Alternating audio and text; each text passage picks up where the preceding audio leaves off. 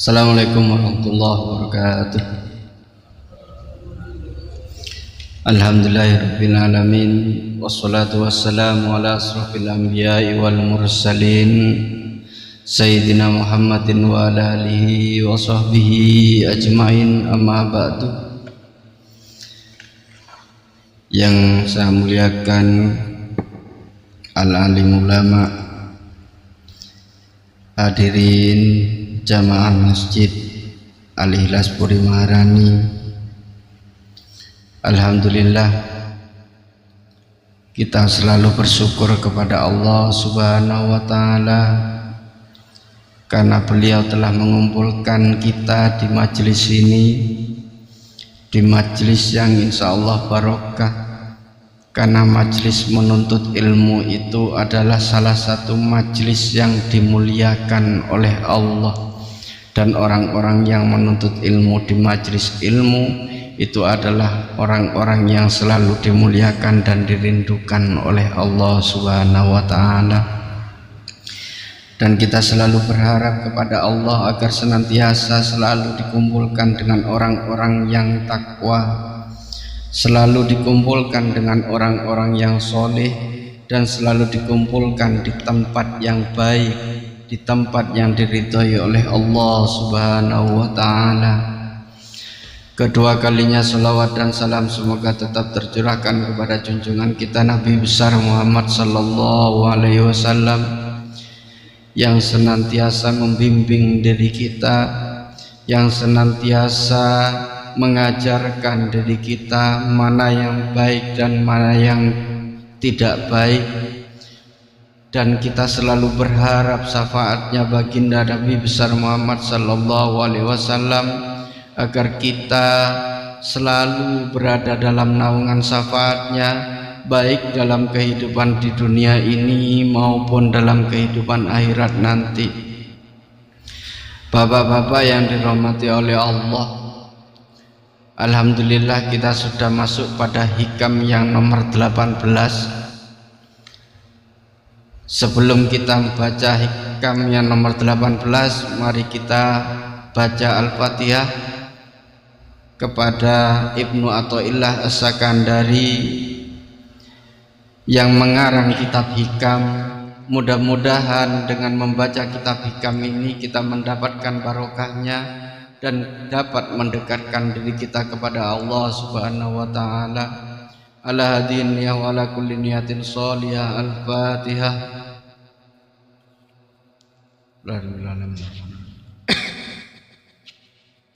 Ya kan nasta'in ihdinas siratal mustaqim. Bismillahirrahmanirrahim. Qala al-musannifu rahimakumullah ta'ala wa nafa'ana bihi wa bi ulumihi wa madana fi madadihi wa asrarihi fid dharaini amin. Al-hikmah as-samina ala asarata minal hikamil ataiyah. Qala ahalatukal a'malah ala wujudil faraghi min ru'unatin nafsi.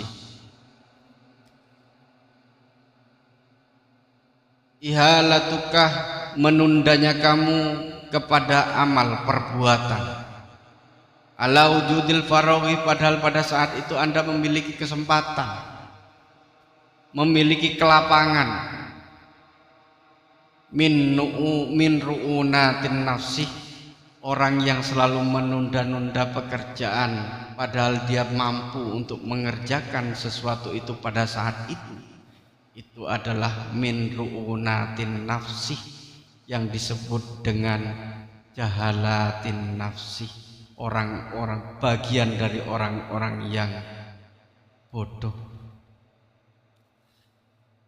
Di kondisi kita hari ini banyak kita selalu mendengarkan, kapan Anda akan sholat? Kalau kita ngomong sama orang yang tidak sholat, kapan Anda akan sholat? Nanti kalau sudah tua. Kapan Anda akan bertobat? Nanti kalau sudah tua. Kapan mau pergi ke masjid? Kalau sudah tua. Kapan Anda ingin bersedekah? Kalau sudah kaya. Itu toh. Kapan Anda ingin bersedekah kepada orang? Kalau sudah kaya. Padahal pada saat itu dia bisa bersedekah. Padahal pada saat itu dia bisa bertaubat. Padahal dia pada saat itu dia masih sehat dan bisa pergi ke masjid. Ini yang kemudian dikatakan oleh Ibnu Athaillah Sakandari. Orang yang model seperti itu adalah orang yang bodoh. Min ru'unatin nafsi. Orang yang selalu menunda-nunda perbuatan padahal pada saat itu dia mampu untuk melakukan. Itu adalah bagian dari kebodohan diri kita. Kita punya kesempatan untuk belajar. Kita punya kesempatan untuk taat kepada Allah, tapi di sisi yang lain kemudian kita selalu menunda untuk taat kepada Allah. Apalagi kalau kita urusan dengan pekerjaan, ya toh? Kita bekerja satu hari masuk zuhur, setelah zuhur adzan, pekerjaan tidak pernah kita tinggalkan, kita masih sibuk dengan pekerjaan kita. Apa yang kita katakan? Kan menanti masih ada waktu zuhur. Itu toh kita bisa menunda, padahal pada saat itu kita bisa untuk tidak menunda. Menunda-nunda amal inilah yang kemudian disebut oleh hikam, oleh Ibnu Athaillah dengan min ru'unatin nafsi, bagian dari kebodohan yang ada dalam diri kita. Salah satu sarah yang kemudian muncul untuk menjelaskan bahasanya Ibnu Athaillah ini, idza kanal abdu mutalabbisan bihalin minal ahwalid dunya. Idza kanal abdu, jika ada seorang hamba mutalabbisan yang selalu berkecimpung, gandrung, senang melakukan sesuatu, bihalin dengan satu keadaan minal awali dari berbagai keadaan dunia. Seperti apa? Katijaroh, seperti perdagangan.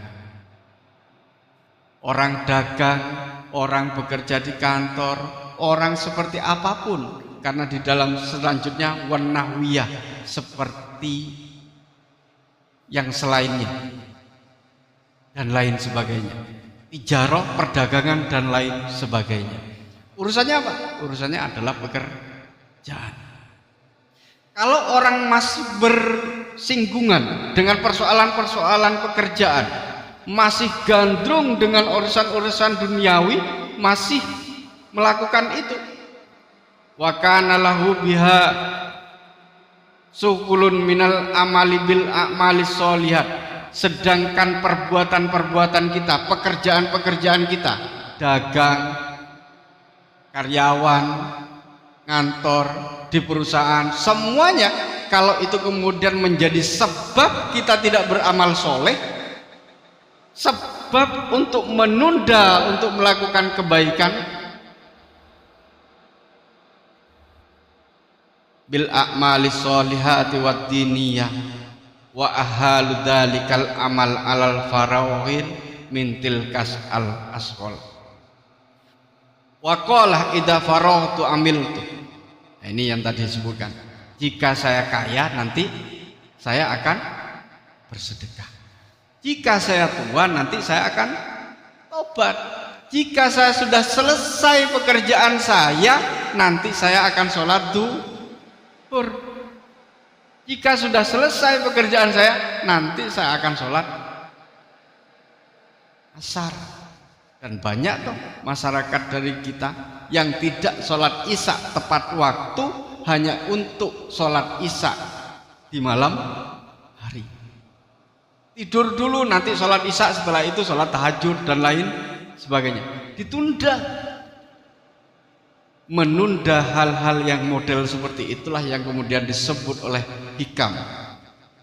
Dan fadzalika min jahalatin nafsi. Itu bagian dari kebodohan dalam diri kita. Orang yang bodoh itu pasti selalu menunda. Sedangkan kalau lawan katanya orang bodoh berarti orang yang pintar. Orang yang pintar itu adalah orang yang akil. Makanya banyak afala ta'qilun di dalam Al-Qur'an itu persoalan ayat-ayat yang berbicara tentang orang-orang yang berakal itu adalah orang yang tidak pernah menunda sesuatu yang bisa dikerjakan pada saat itu. Persoalannya amaliyah, amalus solihat, amal soleh dan ad-diniyah. Kalau urusan duniawi ditunda bisa nggak? Bisa saja. Bisa. Kita menunda pekerjaan untuk sholat kan berarti kita menunda pekerjaan. Urusan duniawi yang kemudian kita tunda untuk urusan akhirat. Orang yang cerdas adalah orang yang pintar, orang berakal. Itu adalah seperti itu. Meninggalkan pekerjaan untuk melakukan amal soleh, untuk melakukan perintah-perintah Allah. Makanya kalau dalam salah satu hadis, kalau adzan berkumandang maka semua toko tuh, ya kan? Nah, tanya Pak Pipin nih yang pengalaman di Timur Tengah. Kalau adzan Allahu Akbar, Allahu Akbar, seluruh toko tinggal Pak. Kalau dulu ditutup, kalau sekarang tidak perlu ditutup, ya Pak Pipin, nggak perlu ditutup. Timur Tengah ini, nggak ada yang mencuri, nggak ada. Indonesia ada, coba di Indonesia. Allahu Akbar, ditinggal warungnya nggak usah dikunci, ludes, ludes. Tapi di Timur Tengah enggak, karena itu sudah menjadi budaya. Bagaimana kita tidak menunda sesuatu yang bisa kita kerjakan, apalagi dalam hal sholat. Karena bagian dari kebodohan itu adalah menunda. Orang yang akil itu adalah orang yang tidak pernah menunda. Amalus solihat wa diniyah lil akil. Orang-orang yang selalu menyegerakan amal soleh dan persoalan perintah Allah kepada diri kita. Maka itulah yang kemudian disebut di dalam Al-Quran dengan bahasa afala ta'qilun. Disebut oleh Al-Quran sebagai orang yang berakal. Itu adalah itu. Makanya kalau kita selalu bertanya, apa sih perbedaan manusia dengan hewan yang lain? Hayawanun natik. Manusia itu adalah hayawanun natik, hewan yang berakal. Akil, ta'qilun. Tapi terkadang akal kita tidak pernah kita gunakan dengan sebenarnya. Maka di dalam Ibnu Athaillah kemudian diingatkan, orang yang akil itu yang membedakan diri kita dengan hewan. Hayawanun natik itu salah satunya adalah tidak pernah menunda pekerjaan perintah Allah, persoalan-persoalan amal soleh dalam kehidupan kita.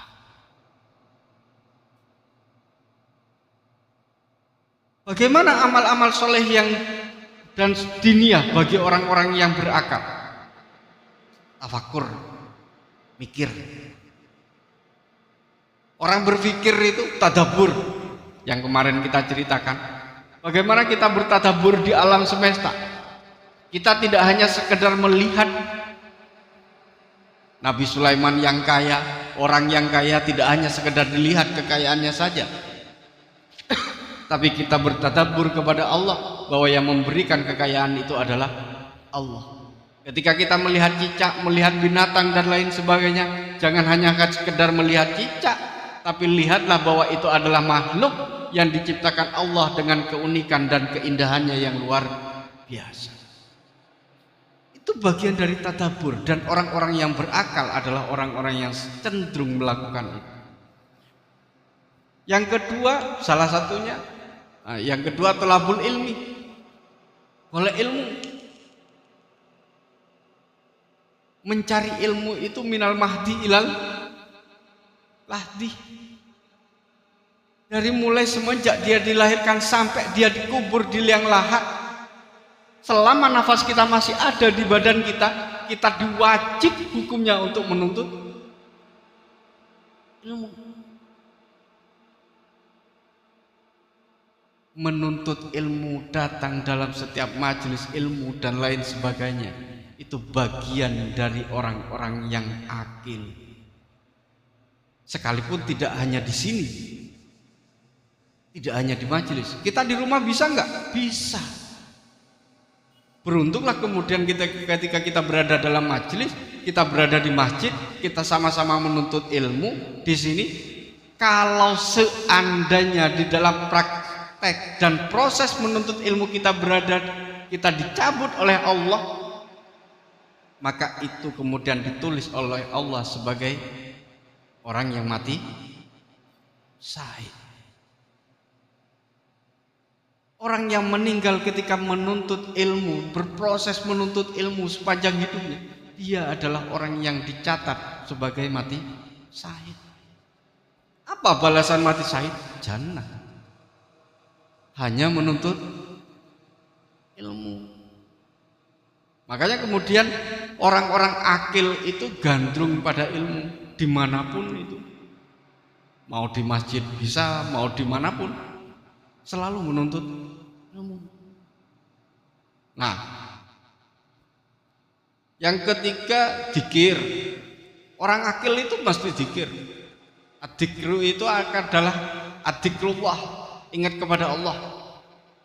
Banyak ada dzikir yang kayak tadi itu, bersama-sama, berjamaah, dzikir. Ada yang dzikir ketika kita jalan, kita juga dzikir. Kita pakai sepeda motor, kita juga bisa dzikir. Kita di mobil pun juga bisa dzikir. Setiap kita berjalan dimanapun kita, orang akil adalah orang-orang yang selalu ingat dan berzikir kepada Allah. Apakah itu kita? Apakah itu kita? Ya itu bisa introspeksi diri, bisa iya, bisa tidak. Sholawat, orang selalu membaca sholawat. Banyak cerita-cerita orang yang istiqomah membaca sholawat adalah orang yang harum di alam barzakh, tidak dimakan oleh ulat jasadnya, adalah orang-orang yang ahli sholawat salah satunya. Banyak cerita-cerita itu. Nah, kapan kita baca sholawat? Sama dengan dzikir. Dzikir dengan baca sholawat juga bisa. Jualan juga bisa baca sholawat. Nah, itu yang selanjutnya adalah qiraatul Quran, baca Quran. Karena Al-Quran itu adalah media kita berkomunikasi dengan Allah. Sering-seringlah berkomunikasi dengan Allah dengan cara membaca Al-Quran. Yang selanjutnya bisa dengan silaturahmi. Nah, silaturahmi ini kan banyak toh. Kapan nyambangi wong tuamu? Besok hari Lebaran, setahun tahun bisa. Padahal setiap bulan dia bisa loh nyambangi orang tuanya. Kok setiap tahun? Berarti menunda kan? Menunda pekerjaan silaturahmi yang diperintahkan oleh Allah, perintahkan oleh Islam, melakukan silaturahmi, apalagi kepada orang tua. Jangan pernah menunda. Jangan setahun sekali. Sibuk. Nah, ini problemnya. Sibuk. Sabtu Minggu kan libur 2 hari. Apa susahnya? Bapak-bapak yang dirahmati Allah, orang yang akil itu adalah orang yang mampu memanage waktu. Waktu kita itu 24 jam. Kita gunakanlah, katakanlah 24 jam, berapa jam kita tidur? 8 jam kan? Ya, kan normalnya 8 jam kan? Normalnya 8 jam. 8 jam itu. Berarti kalau 24 dikurangi 8 16 ya? Nah, iya. 16. Tinggal 16 jam. Lah dari 16 jam itu kita lebih banyak menjadi orang yang akil atau kita menjadi manusia yang bodoh? Kita lebih banyak mengingat Allah, melakukan perintah Allah, tidak menunda sesuatu yang diperintahkan oleh Allah, atau kita sibuk dengan persoalan-persoalan duniawi kita?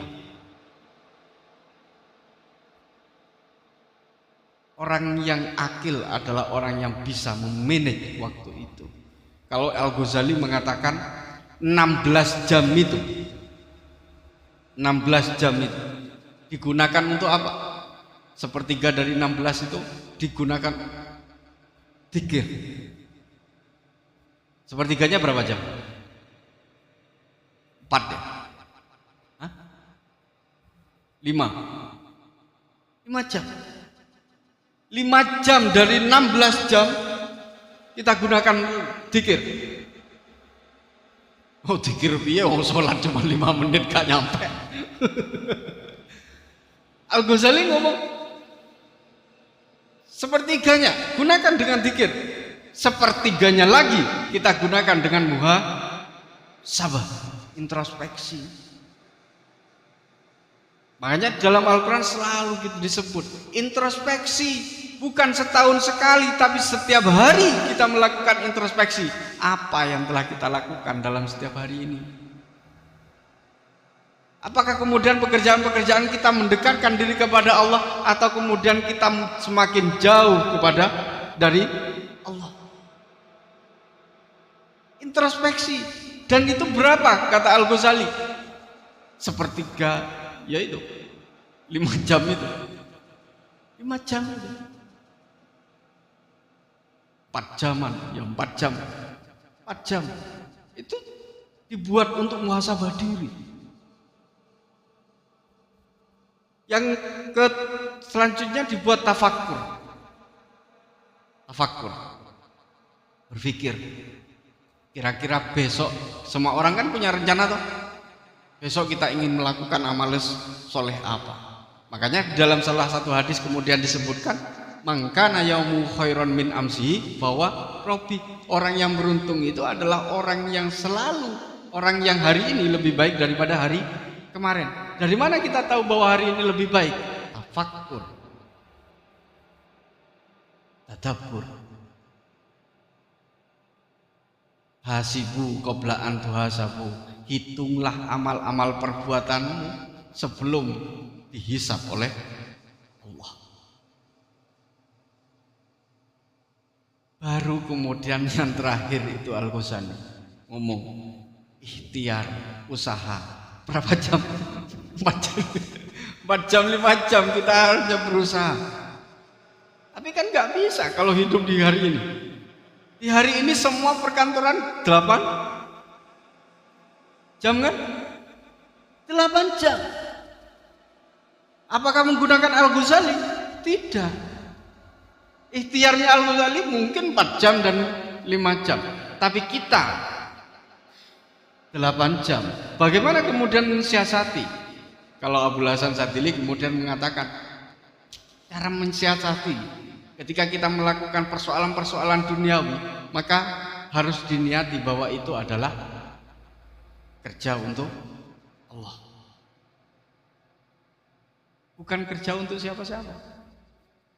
Contoh, saya bekerja untuk anak istri, untuk keluarga besar, agar anak istri dan keluarga besar saya menjadi manusia-manusia yang taat kepadamu ya Allah.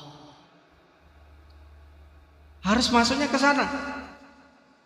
Kalau hanya sekedar saya bekerja untuk memenuhi kebutuhan anak istri, tidak masuk menurut Abul Hasan Sadili. Sekalipun itu juga ibadah. Tapi kalau Abul Hasan Sadili mengatakan, harus dikatakan, saya bekerja sekarang mencari kasab ini, mencari rezeki ini untuk menghidupi anak, menghidupi istri, agar mereka semua menjadi manusia-manusia yang taat kepadamu ya Allah. Maka semua pekerjaan yang 8 jam tadi itu akan menjadi nilai ibadah yang lebih besar daripada hanya sekedar kita untuk kebutuhan anak istri. Nah, itu mensiasati kerja yang 8 jam yang berbeda dengan eranya Imam Al-Ghazali. Kalau tidak seperti itu, maka kemudian kita tidak memiliki manajemen waktu, self manajemen diri. Manajemen diri itu kita tidak punya, maka cenderung kemudian selalu menunda sesuatu. Kalau kita menunda sesuatu, itu adalah ru'unat, jahalat, itu adalah bagian dari kebodohan. Dari mana orang yang menunda-nunda pekerjaan itu kok bisa dikatakan bodoh? Itu kan kita toh. Itu ngomong kita. Dari mana kita akan mengatakan bahwa orang yang selalu menunda sesuatu, nunda sholat, nunda amal kebaikan, menunda berbuat baik itu adalah orang yang bodoh? Dari mana? Wahamaqatuhum min salasati aujuhin. Orang yang selalu menunda-nunda sesuatu, amal perbuatan baik itu bisa dilihat dari 3 hal. Kebodohannya bisa dilihat dari 3 hal. Apa? Al-isaratud dunya alal akhirah alladhi hiya marji'uhu wa watanuhu al-haqiqi. Orang yang menunda-nunda itu salah satu kebodohannya karena dia selalu mendahulukan dunia daripada akhirat. Padahal akhirat itu adalah tempat kita kembali. Wa watanuhu al-haqiqi. Dan di akhirat itu juga itu adalah tempat tinggal yang hakiki. Tempat tinggal kita bukan duniawi. Tempat tinggal kita adalah ukhrawi, akhirat. Maka orang yang selalu menunda-nunda sesuatu untuk persoalan duniawi atau mendahulukan persoalan-persoalan duniawi dari ukhrawi, itu adalah orang-orang yang tidak sadar bahwa kita pasti akan kembali kepada akhirat nanti. Alladzi hiya marji'u. Akhirat itu adalah tempat kita kembali, wa watanuhu al-haqiqi, dan itu adalah tempat tinggal yang sebenarnya. Itu adalah hakikat. Selain orang yang tidak sadar dengan itu, wadha'fu imanihim, dan dia adalah orang-orang yang memiliki iman yang lemah. Makanya banyak kemudian syair-syair yang mengatakan dunia itu laksana apa? Tempat singgah saja. Dunia itu, hidup di dunia ini seperti kita berada di perahu di tengah lautan yang suatu saat kita pasti akan kembali ke daratan. Hidup di dunia itu seperti seorang manusia yang merantau untuk mencari penghasilan. Kalau kita dari sini merantau ke Kalimantan, pasti ketika berada di Kalimantan dia berpikir kapan kita kembali ke sini. Tapi sebelum kembali, saya harus mencari bekal yang banyak di sana. Sehingga kemudian ketika kita kembali, nyampe di rumahnya yang asal, dia bangun rumah, dia perbaiki keluarganya secara ekonomi dan lain sebagainya. Dari mana? Dari hasil kita merantau. Kita berangkat dari alam ukhrawi yang kemudian kita merantau ke alam duniawi. Carilah bekal sebanyak-banyaknya untuk menjadi manusia yang sangat bahagia di alam akhirat nanti. Wadha'fu imanim, dan orang-orangnya itu adalah orang yang lemah imannya.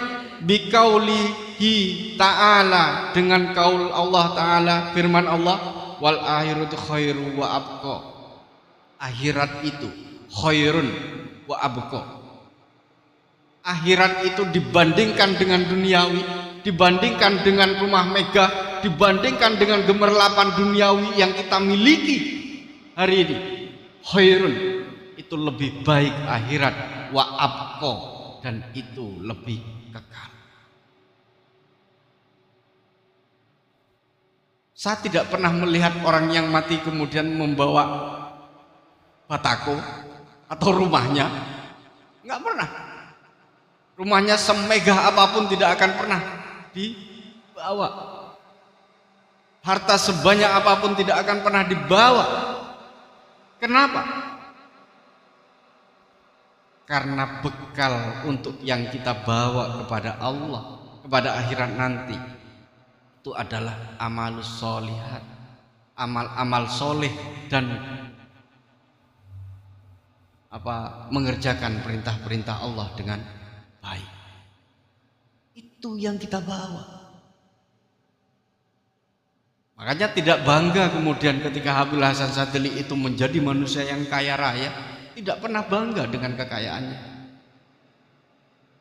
Justru kemudian beliau selalu menyedekahkan, membantu orang, siapapun yang ditemui dan layak dibantu. Bukan tidak boleh kaya, harus kaya. Tapi kekayaan itu untuk kita jalankan, untuk melakukan amal soleh sebagai bekal untuk menghadap Allah Subhanahu wa ta'ala. Al-aqil man ja'ala dunya mazra'atun hasanatul akhirah. Orang yang berakal itu adalah orang yang menjadikan dunia mazra'ah sebagai tempat kita bercocok tanam hasanatul akhirah, bercocok tanam kebaikan. Mumpung kita hidup di dunia, masih diberi kesempatan oleh Allah hidup di dunia, bercocok tanamlah, bukan menjadi petani. Mazra'atun hasanatan, bercocok tanam kebaikan untuk akhirat kita sebanyak-banyaknya. Dan juga al-aqil man ja'ala aksara awqatuhu lil akhirah. Orang yang berakal itu adalah orang yang menjadikan 16 jam atau 24 jam waktu yang dia miliki itu aksaru awqatihi lil akhirah, lebih banyak untuk persoalan-persoalan akhirat. Kita lebih banyak mana? Duniawi, dunia atau akhirat? Ini orang Ibnu Athaillah mengatakan salah satu orang yang berakal itu adalah manjala aksaru awqatihi lil akhir, orang yang selalu menjadikan sebagian besar waktu yang dia miliki itu untuk akhirat. Untuk akhirat. Makanya kemudian kalau Sayyidina Ali itu mensiasati itu, ya enggak tahu apa mensiasati atau enggak.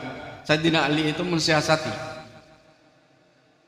8 jam saya tidur itu bagaimana kemudian tidak menjadi mayat, tidak menjadi mayat saja yang tidak berguna, tapi bagaimana kemudian tidur saya yang 8 jam itu juga memiliki nilai ibadah.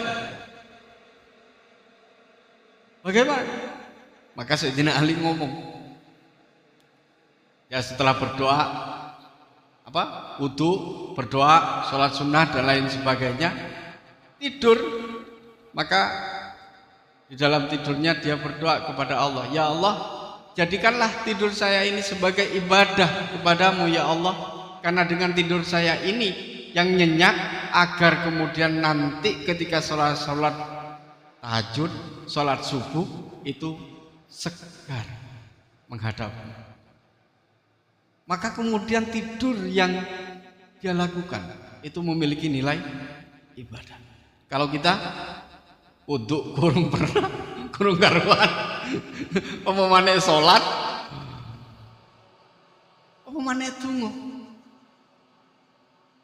Maka tidak heran kemudian ketika kita selalu tidur dan lain sebagainya. Tidur itu adalah latihan mati. Ya kayak orang mati tidur itu. Bagaimana kemudian itu menjadi ibadah? Tirulah Sayyidina Ali. Itu yang pertama, kebodohan pertama. Kebodohan kedua apa? Taswibu bil amal ila waktil faro. Wa qad la yajiduhu bal yahtamul maut qabla dalik. Orang yang menunda perbuatan di saat dia bisa melakukan. Begini.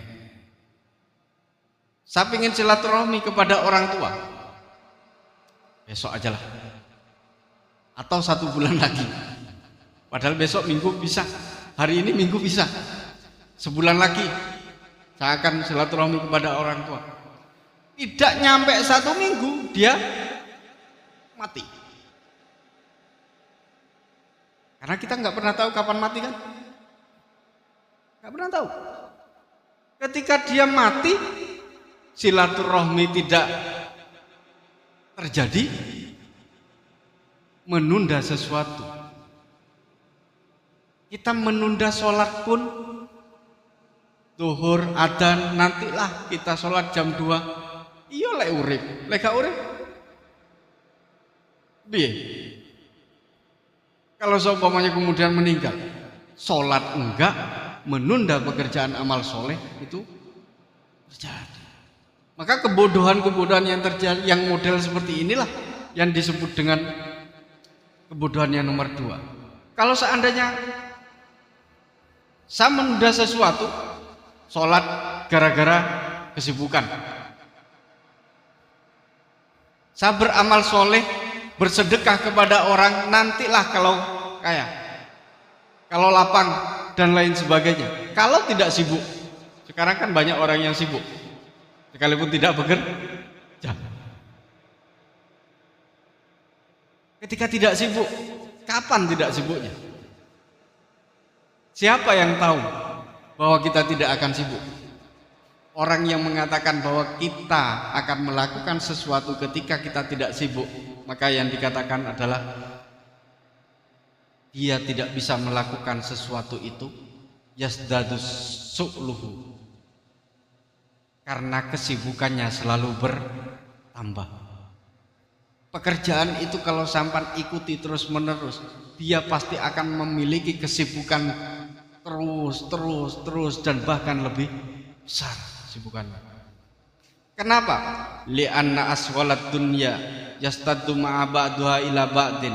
Karena kesibukan persoalan-persoalan duniawi itu akan mengikuti kepada kesibukan-kesibukan duniawi yang lain.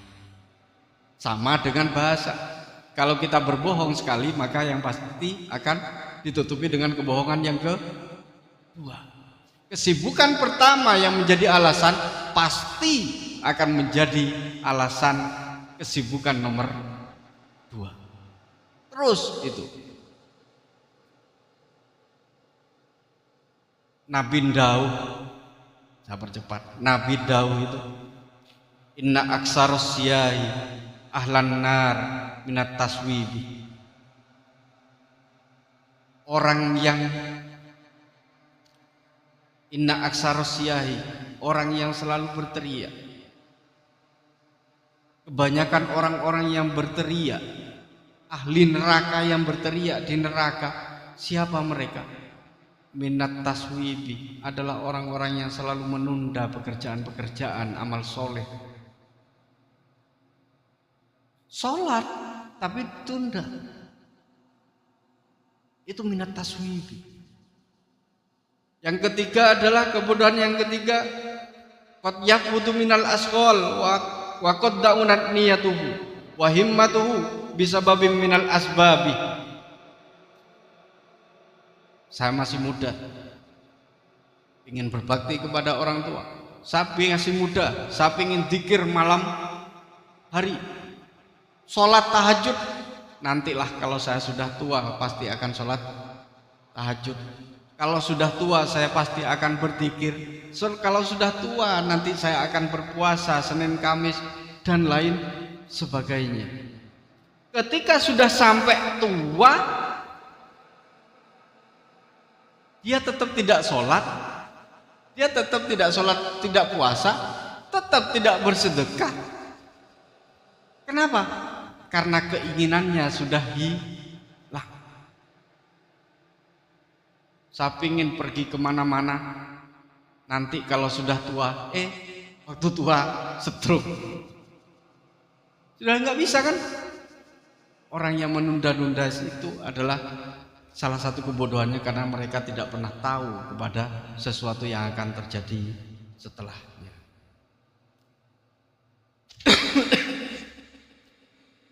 Minan nas marrazaqahullahu malan wasihatan wa inna amarahu bi ta'a maulahum wa qad sabaru wa rabihu ribhan adima. Jika kemudian seorang manusia, sebagian manusia itu diberikan oleh Allah rezeki malan, harta, kaya, sihatan, sehat, malan, sehat, harta, sehat. Harta kita gunakan dengan taat kepada Allah.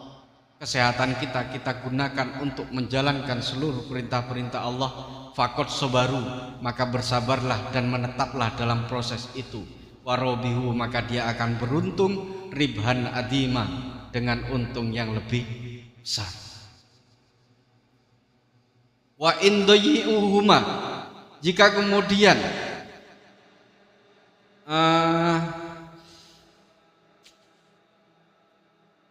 sempit menggunakan harta itu tidak di jalan tidak di jalan Allah, sehat juga tidak di jalan Allah. Bi anna sababil mal bijam'il mal, karena sebab untuk mengumpulkan harta. Jadi kita kerja itu hanya untuk mengumpulkan harta, bukan untuk taat kepada Allah. Wat takasur, jadi kalau alhaqumut takasur itu wat takasur, dan memperbanyak harta. Kalau at-takasur di sana kan telaga takasur. At-takasur, memperbanyak harta, mengumpulkan dan memperbanyak harta. Wat taladdud bis syahwat, dan juga untuk memberikan kesenangan kepada syahwat-syahwat kita. Lek sugih wedokan to, lek sugih syahwat kan, hampir semuanya begitu, hanya untuk menyenangkan syahwat-syahwat kita. Waqad husron adima, faqad khosiru husron adima, mereka adalah manusia-manusia yang sangat rugi, dan ruginya bukan kecil tapi rugi yang besar. Bapak Ibu yang dirahmati oleh Allah, itu salah satu sarah di dalam hikmah yang nomor 18. Semoga kita termasuk orang yang tidak pernah menunda-nunda untuk melakukan amal soleh. Kalau kita memiliki kelapangan, kita bisa untuk melakukan amal soleh dalam kondisi dan dalam situasi apapun. Lakukanlah, karena kita tidak pernah tahu kapan kita dijemput oleh Allah, kapan kita dijemput oleh ajal, kapan kita kemudian tidak mampu untuk melakukan amal-amal soleh itu. Semoga kita terus sehat dan selalu diberikan kekayaan oleh Allah untuk menjalankan perintah-perintah Allah Subhanahu wa taala. Saakhiri, wallahul muwaffiq ila aqwamit thoriq. Wassalamualaikum warahmatullahi wabarakatuh.